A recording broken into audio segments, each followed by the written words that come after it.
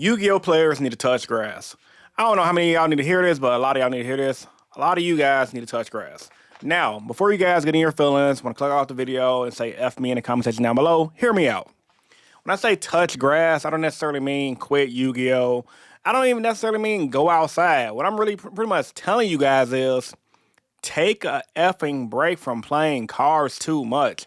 The reason why a lot of you guys don't do as well in tournaments, online, myself is included in this, I'm including myself, is you play too goddamn much and you don't really do anything else in your life that you enjoy outside of playing Yu-Gi-Oh. Once again, myself included, I have other hobbies like Beyblade, like hitting the gym. I do like going to arcades every once in a while, playing some Street Fighter Third Strike. If you know, you know. However, with that being said, my main hobby, like a lot of you guys, is Yu-Gi-Oh. I love play testing. I love going to events. I like going to tournaments. But sometimes a lot of us play too much and we need to take a break. Let me give you guys an example. So about 2 years ago, I started dating, and it was a point where I'm like, you know what? F Yu-Gi-Oh! I haven't really done anything with it. My YouTube channel was pretty much dying. And I said, screw it. I'm quitting. And which is why I took that long. I think it was like a month or two I took off from YouTube. I was like, mentally, I was done because I felt like it didn't get me anywhere. And I was a little depressed about the stuff. And I focused on dating and just enjoying other aspects of my life. But guess what, though? By the time I came back to Yu-Gi-Oh, because I realized that was a dumb decision, but we ain't gonna talk about that right now. I was doing a lot better. That's when I started playing Fire Kings. I started topping at locals again. And at that time of me taking a break, I realized, Chris, you really just needed to recharge your Yu-Gi-Oh batteries. A lot of the times when we do anything too much, we just need to like take a break, take a woosah, enjoy other aspects of our life. Because a lot of the times we're using Yu-Gi-Oh to cope when things in our life ain't really going as well. Like I mentioned me dating. At that time in my life, 2 years ago, I felt like my dating life was kind of in a shitter because I was focused on personal growth, development, and Yu-Gi-Oh, which is the things you're supposed to be focused on. But as a man, like a lot of you guys are, and maybe some ladies out there too, I want to, enjoy my time with a significant person and find me a person I can spend the rest of my life with potentially. However, with that being said, that caused me to saying, F Yu-Gi-Oh, F everything. I need to go out here and date and put myself out in the world. And I'm glad I did that because it made me come back to my channel 10 times harder and stronger. And it opened up my eyes to realize, like, dude, I had everything I needed right here in front of me, which is my YouTube, which is you guys, which is my Yu-Gi-Oh, my kid, alongside of everything else. But at the same time, I am very thankful and grateful I took that break because it made me realize how much I love playing this game. And I know a lot of you guys can relate because, like me, like I said, you guys play way too much. You're dueling but grinding. You're going to locals. You're arguing about the ban list. You're spamming Konami with puking horse memes. I do not do that, by the way. Konami, don't sue me. However, with that being said, you're consuming content Yu-Gi-Oh 24/7. Too much of anything would drive anybody crazy. You can't do too much of anything. A lot of times when our parents told us back in the day, hey, go outside, go do something different, learn a skill, go play some sports.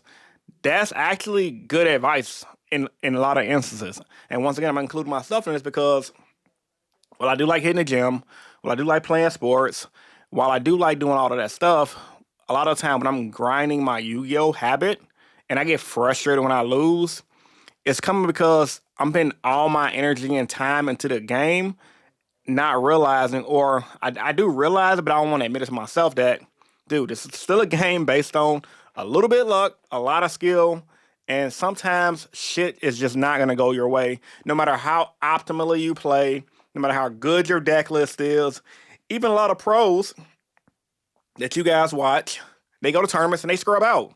Shit happens. No one's perfect. No one's going to go to unless you're cheating, and I stand by this, you're not going to go to every event you go to and do extremely well. You can do good, but you're not always going to get a first place finish consistently. You're not always going to get a second place finish, a top 8, here and there. You might do it, but if you're doing it every tournament, even locally, nah. Something fishy going on, and I think a lot of you guys are smart enough to know that right now. It's 2025. This ain't 2002. Now, I will say this, a lot of pros do top online and top in person, so that kind of negate the point I just made. However, I will challenge that with this. a lot of pros are really good at the game, but even then, when they top online, they're not winning everything. They're just topping. There's a difference between winning and topping. So my point is, even some of the best players in this game don't always do good at a time. So I say all that to say this: Yu-Gi-Oh players touch grass. There ain't nothing wrong with that.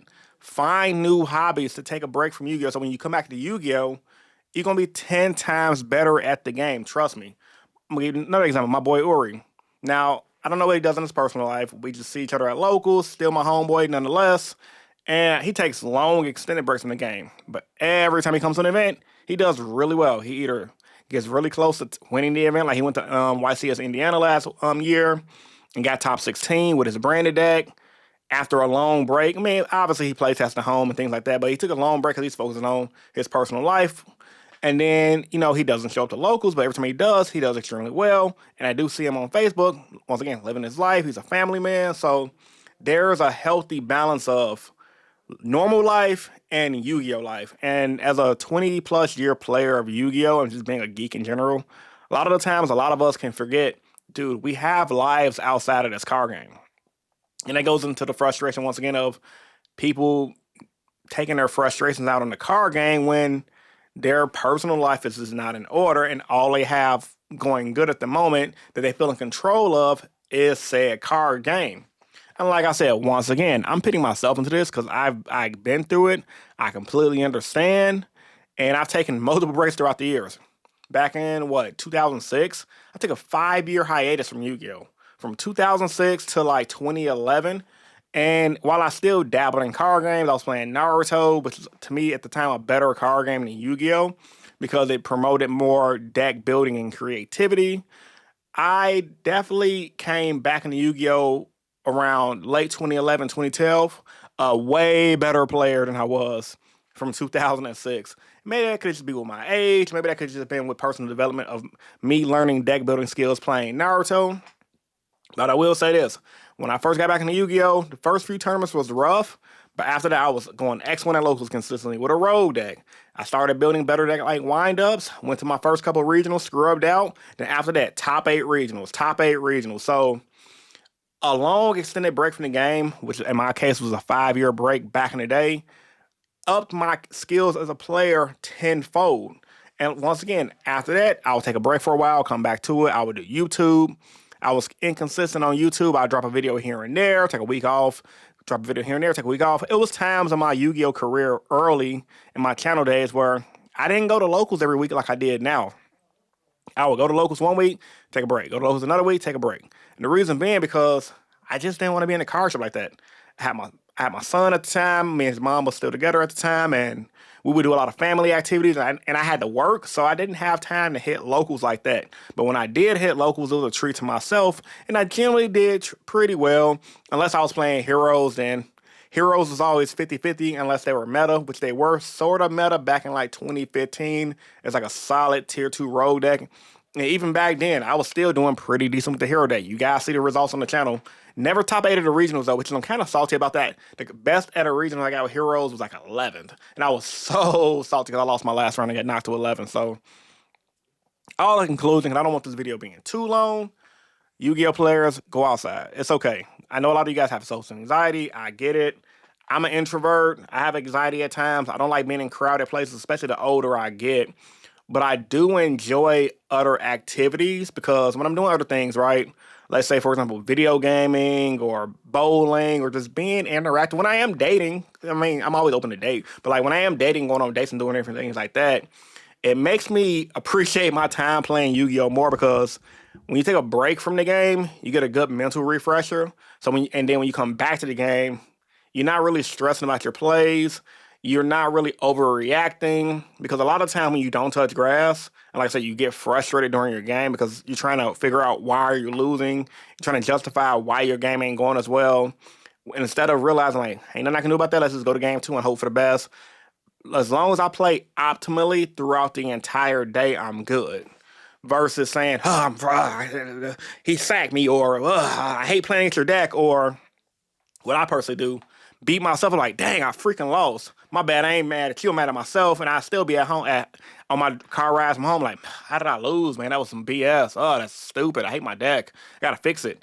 And once I start calming down and realize, my dude, you lost because you lost. And nothing you could do. Could you have played better? Yeah, but at the same time, it's not the end of the day. It's not the end of the world. It's a card game. It's meant to have fun. And the older I get, the more I realize, like, yeah, a lot of us overreact. And the main reason is we don't go outside as much. I've been personally working on that. I've been mainly enjoying my life as far as outside of Yu-Gi-Oh! Like yesterday, I told you guys in my video, I got a massage. It was really good. I did the cupping treatment, which is really amazing. It took the stress out of my back. I got them cupping marks on my back and everything. And I can't recommend it for everybody. Check with your doctor, but this is non-doctor advice, so don't sue me, but I like it because as somebody who's a constant gym goer, it relieved a lot of tension, and I know that's definitely going to help me play Yu-Gi-Oh! A lot better, as well as get better sleep, which goes into how well you play and how well you do it in advance. So, with all that being said, man, did you guys touch grass this week? Let me know in the comments down below. It's your boy Rogue Hero bringing us another discussion topic, and I'm signing out. Peace. I'm going to see you guys in the next video. Hopefully we get a ban list. I really want to talk about the ban list and see what the new format's going to look like. Peace.